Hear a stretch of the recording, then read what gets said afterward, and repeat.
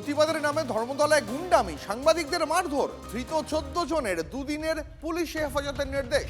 কথা বলবো আমাদের প্রতিনিধি সুশোভন আমাদের সঙ্গে রয়েছেন এই মুহূর্তে সরাসরি। সুশোভন, আজ আদালতের কি পর্যবেক্ষণ এবং পুলিশের তরফেই বা এরপর কি পদক্ষেপ করা হচ্ছে? দেখো, সরকারি আইনজীবীর তরফ থেকে বলা হয় যে 14 দিনের পুলিশ হেফাজতের প্রয়োজন রয়েছে। তার কারণ বেশ কিছু তদন্তের জন্য বেশ কিছু এভিডেন্স এবং জিজ্ঞাসাবাদের প্রয়োজন রয়েছে, এবং এই যে গ্রেফতার হয়েছে এছাড়াও আরও বেশ কটি এফআইআর রয়েছে এবং সেগুলোতেও জিজ্ঞাসাবাদের প্রয়োজন রয়েছে। তাই 14 দিনের পুলিশ হেফাজতের প্রয়োজন। তার পাশাপাশি একথাও বলা হয় যে কর্মসূচি নেওয়া হয়েছিল সেই কর্মসূচির আবেদন করা হয়েছিল, কিন্তু সেটার অনুমতি দেওয়া হয়নি। আবেদন এবং অনুমতির মধ্যে একটি বড় পার্থক্য রয়েছে, সেটা কিন্তু বুঝতে হবে। আর অন্য দিক থেকে একথাও বলা হয় যে গণ্ডগোল হয়েছে সেখানে কিন্তু পাথর, ভাঙা গার্ডরেল এবং তার সঙ্গে কিন্তু লাঠি এগুলো কিন্তু বাজেয়াপ্ত করা হয়েছে, এবং সেখানে কিন্তু দুজন সাংবাদিক পর্যন্ত আহত হয়েছে। এবং এই জায়গায় দাঁড়িয়ে কিন্তু ওয়েস্ট বেঙ্গল মেনটেন্যান্স অ্যাক্ট সেটাও কিন্তু সেখানে যুক্ত করা হচ্ছে এবং সরকারি সম্পত্তি ভাঙচুরের মতো ঘটনা ঘটেছে। যদিও অভিযুক্ত পক্ষের আইনজীবীর তরফ থেকে বলা হয় যে এই রকম ঘটনাও দিল্লিতেও ঘটেছে, সেখানে কিন্তু মামলাগুলো প্রত্যাহার করে নেওয়া হয়েছে এবং সেখানে দুপক্ষের মধ্যে একটা আলোচনার জায়গায় দাঁড়িয়েছে।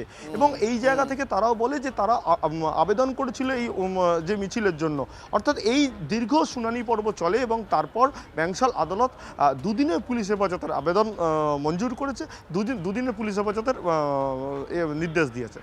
ধন্যবাদ সুশোভন। পুলিশের তরফ থেকে দাবি করা হয়েছে অভিযুক্তদের কেউই মিছিলের অংশ নন, ধৃতদের মধ্যে কেউই ছাত্র নন, কেউ বাম ছাত্র সংগঠন বা সিজেপিরও সদস্য নন। এবার শোনাই আপনাদের রাজ্যের পঞ্চায়েত মন্ত্রী দিলীপ ঘোষ এ প্রসঙ্গে কি বলেছেন।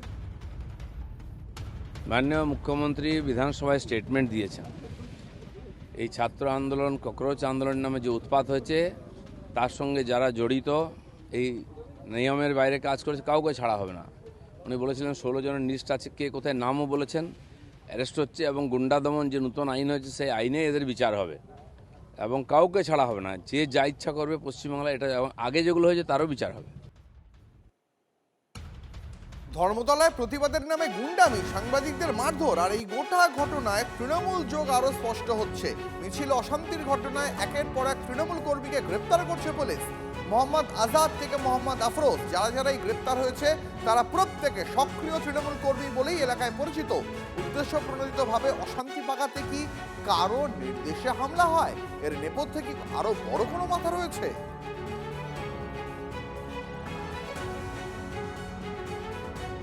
তো এরাই তো এগুলো করেছে এবং সকলেই জানে, আর এদের সঙ্গে কাদের যোগাযোগ সে সমস্ত তো বেরিয়েছে, তো এটাও সকলেই জানে। কালকে তো মুখ্যমন্ত্রী বিধানসভাতে বেশ কিছু নাম তো তিনি বলেছেন, রেকর্ডেড স্পিচ একেবারে বিধানসভায়। বলছি তো, জানি, সকলেই জানে তৃণমূল নেতাদের ছবি শুধু না, তৃণমূল করে তারা তৃণমূলের অ্যাক্টিভিস্ট, এবং এই ফান্ডগুলো কোত্থেকে হয়, কোন কোন দেশ করে, কারা করে, কোত্থেকে অর্থ আসে, আর এই যে ককরোচ না কি সমস্ত একটা আন্দোলন কি সমস্ত হলো, তাতে কারা কারা গেল, সেই সমস্ত চেহারা, নাম, তারা কারা, তাদের সঙ্গে কাদের যোগাযোগ, এটাও কারুর অজানা নয়। আমি তো আপনাকে চিনিই না, এবং আমি ইলেকশনে প্রায় 1 লাখ মতো ভোটে জিতেছি। সেই হিসাবে আমি বিভিন্ন জায়গায় প্রচারে গেছি, তারা সাপোর্টার হিসেবে হয়তো আমার সঙ্গে বাস দেখা যেতে পারে, কিন্তু তার সঙ্গে আমার ব্যক্তিগতভাবে কোনো পরিচয় নেই, আমি তাকে চিনিও না। আর বিশেষ করে আমাদের মুখ্যমন্ত্রী যে গুন্ডা দমন আইন পাস করেছে, এটা খুবই ভালো আইন।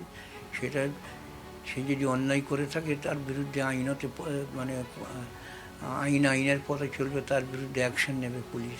তার সঙ্গে আমার কোনো সম্পর্ক নেই। আমার তো মনে হয় যে গুন্ডা দমন যে আইন, সেই আইনে যদি একে তো গ্রেপ্তার করা উচিত, গ্রেপ্তার হয়েছে, এর পরবর্তী পদক্ষেপে প্রয়োজনে বিধায়ককে ডেকে জিজ্ঞাসাবাদ করা উচিত যে তার কোনো এর মধ্যে উদ্দেশ্য প্রণোদিতভাবে সে কোনো কাজ করেছে কিনা, এবং এই ধরনের আফরোজ হোক বা অন্য কেউ হোক, তাদের কোমর ভাঙার চেষ্টা করা উচিত। আইন হাতে তুলে নিয়ে, ওরা মমতা বন্দ্যোপাধ্যায়ের আমলে হতো, অ্যাপিজমেন্টের পলিটিক্স ছিল, তোষণের পলিটিক্স ছিল, তোষণের রাজ্য সরকার ছিল, এই রাজ্য সরকারের আমলে হবে না। প্রতিবাদী মিছিলে সাংবাদিক পিটিয়ে কলকাতা থেকে পালিয়েও শেষ রক্ষা হলো না। অন্ডাল থেকে অন্যতম অভিযুক্ত মোহাম্মদ আফরোজকে জালে তুলল কলকাতা পুলিশ।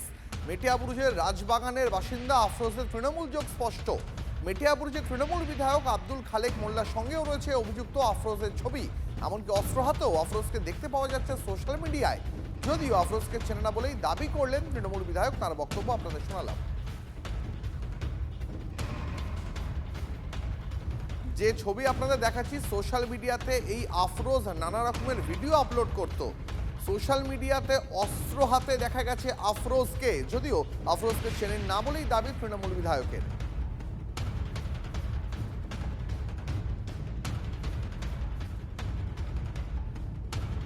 মিছিলের গুন্ডামিতে ধৃত মোহাম্মদ আজাদেরও তৃণমূল যোগ স্পষ্ট।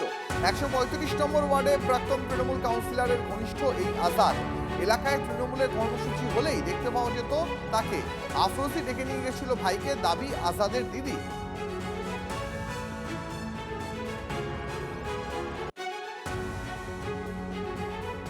कुछ हुआ नहीं है, वो घूमने वो जा रहा था अपना, जो है अफरोज, वो थोड़ा बहुत आता जाता था, बातचीत करता था। बोला चल, तो सीधा है, वो घूमने जाने के लिए नियत में किया था। बोला था अजमेर हम जाएगा, तो दिल्ली से अजमेर। अरे ऐसा काम मालूम इसका इतना ही है। সমুদ্রে মাছ ধরতে গিয়ে মৃত মৎস্যজীবীদের পরিবারকে ক্ষতিপূরণ। পূর্ব মেদিনীপুরের রামনগরে পরিবারের হাতে ক্ষতিপূরণের চেক তুলে দিচ্ছেন মুখ্যমন্ত্রী শুভেন্দু অধিকারী। অন্নপূর্ণা যোজনা, বার্ধক্য ভাতা ও তাদের বাচ্চাদের পড়াশোনার বিষয় যে সুযোগ রয়েছে আমাদের রাজ্য সরকারের পক্ষ থেকে যতটা সম্ভব আমাদের এই সরকারের পক্ষ থেকে সেটা করা, এবং যাদের বাড়ি নেই তাদেরকেও প্রধানমন্ত্রী আবাস যোজনাতে যে বাড়ি আসছে সেই বাড়িতে নাম যুক্ত করা। যতটা সম্ভব আমরা ওদের ফিরিয়ে দিতে পারবো না, ঈশ্বর ভগবান আমাদের সেই ক্ষমতা দেননি, তো তার বাইরে যেটা করার আমরা করব। এবং সতীশবাবুর, প্রণববাবুর যে পরামর্শগুলো আছে সেগুলো আগামী দিনে যুক্ত করে আমরা মৎস্যজীবীদেরকে সুরক্ষা প্রদান, নিরাপত্তা দেওয়া এবং তাদেরকে যতটা সম্ভব তাদের সরকারের পক্ষ থেকে আধুনিক ব্যবস্থার মধ্য দিয়ে আমরা আগামী দিনে যাতে এই ধরনের দুর্ঘটনা না ঘটে তার জন্য ব্যবস্থা করব। এবং সাথে সাথে অন্য আরেকটি পূর্বাহ্নে জানাতে পারি, আমাদের মাঝ সমুদ্রে চলে যাওয়া মৎস্যযান এবং মৎস্যজীবীদেরকে স্থলভাগে সঠিক সময় ফিরিয়ে আনতে পারি।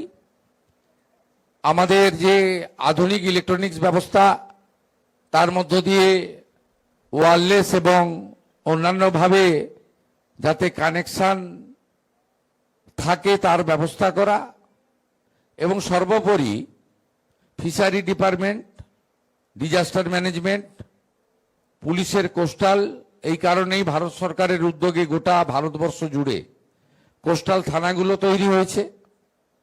পশ্চিমবঙ্গেও একাধিক কোস্টাল থানা তৈরি হয়েছে, যদিও পরিকাঠামো নেই, লোকজনের সংখ্যা কম, পুলিশের তল্লাশি বোর্ড নেই, তারা কার্যত নির্ভর করে থাকে কোস্টগার্ডের উপরে।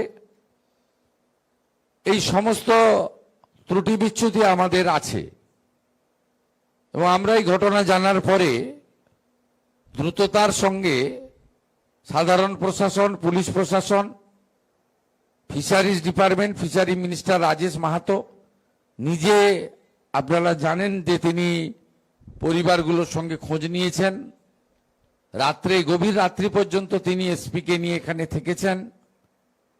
যখন বেশ কয়েকদিন পরে ট্রলারের একটা অংশ দেখা গেল আকাশপথে, তারপরে সেখানে সুন্দরবন জেলা পুলিশ, তার পুলিশ সুপারের নেতৃত্বে আমরা টাচে ছিলাম। আমাকে 1 ঘন্টা অন্তর অন্তর ভিডিও পাঠাচ্ছিল তারা।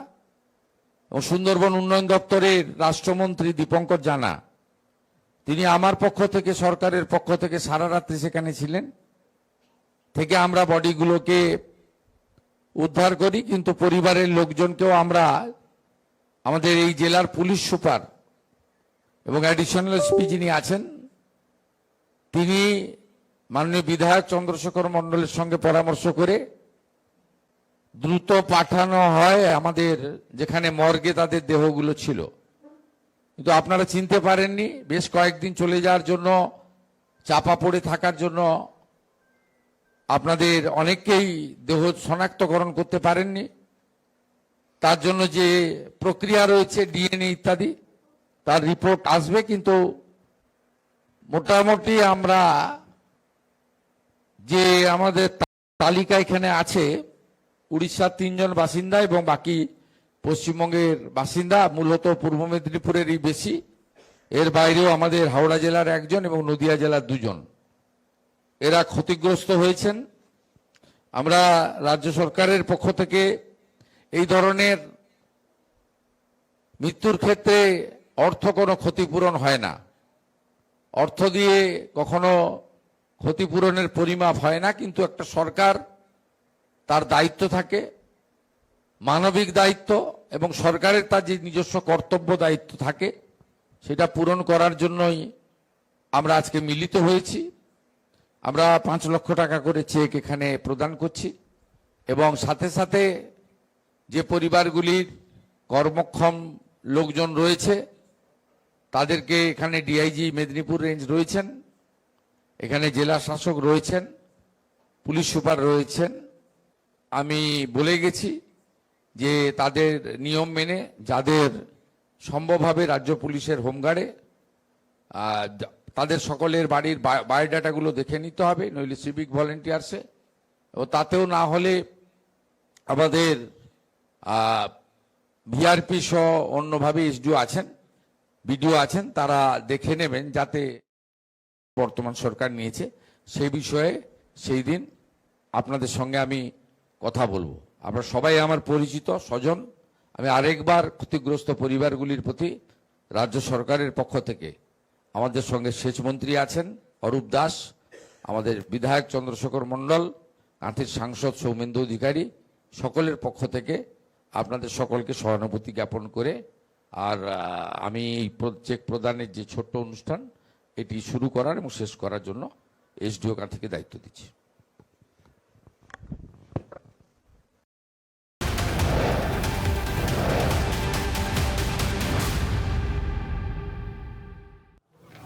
কন্ট্রোল রুমও এখানে, যাতে শুধু ওদের আপনার ম্যান প্যাক বা ইলেকট্রনিক্স যন্ত্রপাতি দিলে তো হবে না, তার একটা কন্ট্রোল রুম যেখান থেকে যোগাযোগ রাখবে, এরকম কোনো অ্যারেঞ্জমেন্ট আগের সরকার করে যায়নি। তা আমাদের এটা করতে হবে। এর সঙ্গে সাগরমালা 1-এ বিগত সরকার কাজ করেনি মৎস্যজীবীদের জন্য, আমরা বর্তমান সরকার কেন্দ্রীয় সরকারের সাগরমালা 2-তে যুক্ত হয়েছি। আমরা কোস্টাল বেল্টে প্রচুর কাজ করব, সাগরমালা 2-তে সেই কাজ করার সুযোগ রয়েছে। সেটা আজকে আমি একটু উল্লেখ করেছি, কিন্তু বিস্তারিত আলোচনা করিনি, কারণ আজকের বিষয়টা আলাদা। আমি এখান থেকে সরকারের পক্ষ থেকে আবারও বলি, মৃত্যুর ক্ষতিপূরণ অর্থ দিয়ে হয় না, 5 লাখ করে টাকা দিয়েছি। উপযুক্ত পরিবারগুলো যারা আছে তাদেরকে আমরা পুলিশকে বলেছি হোমগার্ডে অথবা সিভিক ভলেন্টিয়ার্সে একটা করে কাজের ব্যবস্থা করে দিতে হবে, কারণ তাদের বাড়ির লোকেরা চায় না কেউ সমুদ্রে যাক। স্বাভাবিক, একটা শক্ত কাজ করছে। তা আমরা এমনি ফিশারম্যানদেরকেও আমাদের প্রোটেকশন দিতে হবে। এরকম ঘটনা আমাকে প্রণববাবু বলছিলেন প্রতি বছরই ঘটে, সরকার কোনো ভূমিকা পালন করে না। প্রথমবার সরকার কিছুটা ভূমিকা, কিছুটা কেন অনেকটাই, তাদের কথায়, আমার কথায় নয়। কিন্তু আমি মনে করি এটা আমাদের দায়িত্ব, আমরা এটা করছি। আর এখান থেকে ভার্চুয়ালি আমরা হাওড়া, শ্যামপুর, চাকদা এবং কল্যাণী, সেখানেও যারা ক্ষতিগ্রস্ত পরিবার তাদের হাতেও ওখানকার বিডিও এবং এমএলএরা ছিলেন, চেক প্রদান করেছি, তাদেরও পাশে আমরা থাকব। কিন্তু আমরা কাজ দিতে পারবো না, যেহেতু পশ্চিমবঙ্গের নাগরিক নয়। উড়িষ্যার যে 3 জন মৎস্যজীবী মারা গেছেন তাদেরকেও আমরা অর্থ সাহায্য করব, ডিএমকে বলে গেছি, তিনি আমাদের সচিবালয়ে যোগাযোগ করে নেবেন, করে তাদেরকেও আমরা সমপরিমাণ অর্থ দেব। এনারা বিমা সহ অনেকগুলো বিষয় ফিশারম্যান অর্গানাইজেশন তারা উদ্যোগ গ্রহণ করছেন। আমরা কন্ট্রোল রুম এবং আধুনিক দূরভাষ ব্যবস্থার মধ্য দিয়ে আবহাওয়া খারাপ থাকলে তাদের কিভাবে ফিরিয়ে আনা যায় আগে জানিয়ে দিতে পারি, অথবা কেউ বিপদে পড়লে দ্রুততার সঙ্গে কি করা যায় সেটা দেখা। কোস্টাল থানাগুলো তৈরি হয়েছে, কিন্তু না আছে লোকজন, না আছে পুলিশের আধুনিক বোট সরঞ্জাম ইত্যাদি। কিছু দক্ষ পুলিশ, কোস্টাল পুলিশ আমরা দেব এবং ডিজাস্টার ম্যানেজমেন্টকে বলা হয়েছে যে তারাও একটা টিম তৈরি করবে। তারা আধুনিক মানের দ্রুত উদ্ধার কার্যের জন্য বোট বা ইত্যাদি। অন্য রাজ্যগুলো এই বিষয়ে অনেক অ্যাডভান্স, আমরা অনেক পিছিয়ে আছি। ক্যালামিটি রিলিফ ফান্ডের টাকা প্রায় 4-5 হাজার কোটি টাকা কেন্দ্র থেকে নিয়ে যে ফেলে রেখেছে, কাজ করে না, খরচ করেনি। এগুলো থেকে করব। এর আগে জানেন তারাতলা ইনসিডেন্টের পরে স্টেট ডিজাস্টার রেসপন্স ফোর্স এটাকে আমরা তৈরি করছি, যেটাতে কলকাতাতে একটা টিম থাকবে, বড় টিম, পাহাড়ে থাকবে, সুন্দরবনে থাকবে। আমি ডিজাস্টার ম্যানেজমেন্টের আমার হাতে ওই দপ্তরটাও আছে, মুখ্যমন্ত্রী ছাড়াও। আমি প্রিন্সিপাল সেক্রেটারি রাজেশ সিনহাকে এবং ডাইরেক্টর ডিজি যিনি আছেন সঞ্জয় সিং, আমি কালকেই নির্দেশ দিয়ে দেবো তার দীঘার জন্য একটা 50 জনের টিম তৈরি করার জন্য, যাতে আধুনিক সরঞ্জাম নিয়ে দীঘা, শঙ্করপুর এই মোহনাতে তারা থাকে। তার ফলে আমাদের একদম ধরে নিন আপনি খেজুরির ওই আমাদের মোহনা যেটা হিজলি বা তালপাটি, ওই মোহনা থেকে শুরু করে একদম উদয়পুর পর্যন্ত বিস্তীর্ণ এলাকায় একটা কুইক রেসপন্স টিম আমাদেরও তৈরি করা দরকার বলে মনে হয়েছে। এই কথা